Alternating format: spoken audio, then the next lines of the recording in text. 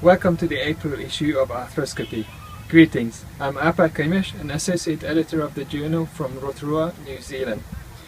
There are 3 systematic reviews and 11 original articles in this issue. Please allow me to recommend a few. But firstly, it is with sadness that we say goodbye to Dr. Gary Pooling, our long-serving editor-in-chief who retires with this issue after 27 years at the journal.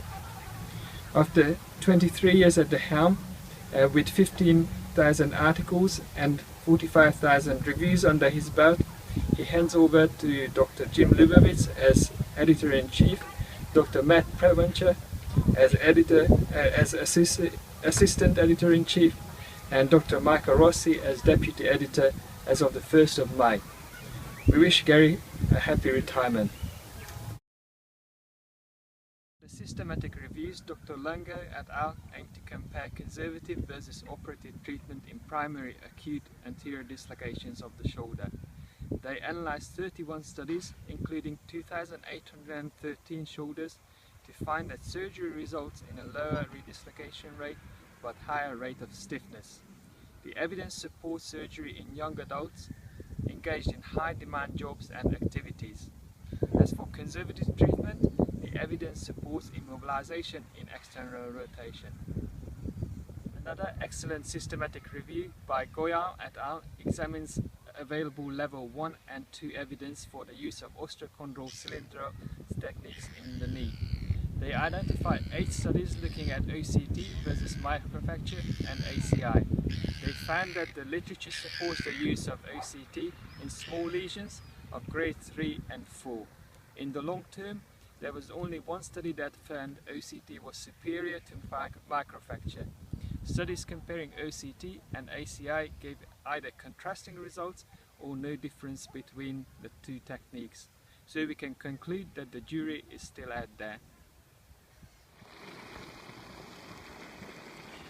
The third systematic review aims to compare the clinical results and postoperative complication rates of trochleoplasty versus other procedures used in the treatment of severe trochlear dysplasia.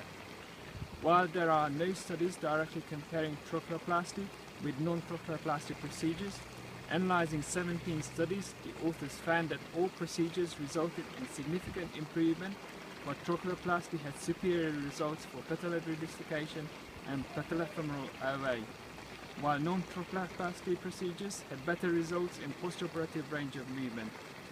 They also pointed out that trochleoplasty procedures should be performed in conjunction with other realignment procedures.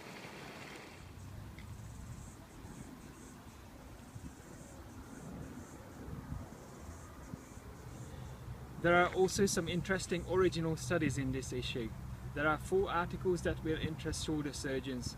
Montgomery et al. Investigate current trends of arthroscopy versus open stabilization in the United States.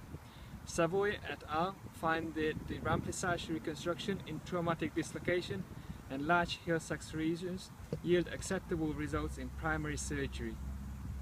In a clinical and radiological study, Cherusay et al. Evaluate the use of leukocyte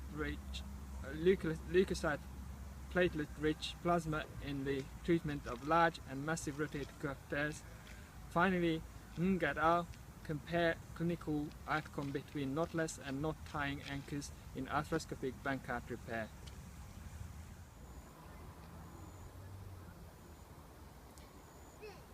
Knee surgeons will not be disappointed with a selection of 4 original studies. Matsumoto et al. Advocate the use of autologous ruptured tissue sutured in the double bundle hamstring graft to enhance bone to tendon healing and decrease tunnel enlargement. In another study, Ann et al. Compared the sensitivity, specificity and predictive value of MRI scans in the diagnosis of meniscal tears in the presence versus absence of ACL tears. Specifically, readers in the US will find a study by Barber et al. An interesting read. They compare bone patellar tendon bone allograft and autograft outcome and failure rate in the young patients at a minimum of 2 years. Last but not least, Espero Ryan et al. Present their experiences of repairing chronic medial meniscal tears. Their technique is documented very nicely with a video that you can access on our website. Specialists of other joints will find some interesting reading as well. There is another study illustrated with a video on calcifications of the hip labrum. I recommend that you watch this video as well. Well, I hope that you find the April issue of our journal educational and a worthwhile read. Thank you for watching and have a good day.